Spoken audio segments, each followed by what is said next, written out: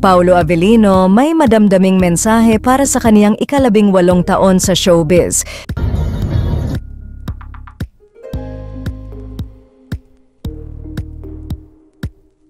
Nagdiwang si Paulo Avellino ng kaniyang ika-18 taon sa showbiz kahapon. Sa pamamagitan nga ng kaniyang X account ay nag-iwan ito ng mensahe para sa mga sumuporta sa kaniya mula umpisa ng kaniyang karera sa showbiz. Pabiro pa ngang binawasan ni Paulo ng 10 taon ang kaniyang taon sa showbiz.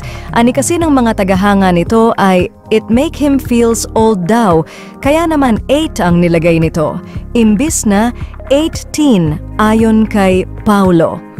Salamat sa lahat ng bumati for my ika-8 anibersaryo sa industriya. Nakakatuwa makita at maalala muli kung paano ako nagsimula at lumaki sa industriyang ito.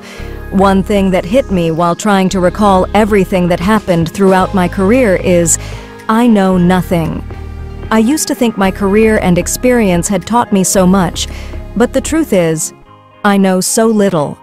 Learning is endless, and for every character I take on, the more I realize there's always more to learn.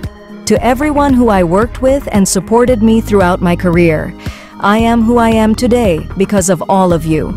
Samantala sa exclusive Discord channel nga ng Kimpao ay nagbahagi naman si Kimi ng boomerang video kung saan makikita ito na kasama si Paulo Avellino. Kaya naman tila nabuhayan ang mga Kimpao fans sa ibinahaging ito ni Kimi. Sa kabilang banda, inaasahan naman ngayon ng mga tagahanga ng aktres na mapapanood ito sa It's Showtime. Ilang araw din kasi na nagtaping ito para sa kanilang movie ni Paulo Avellino,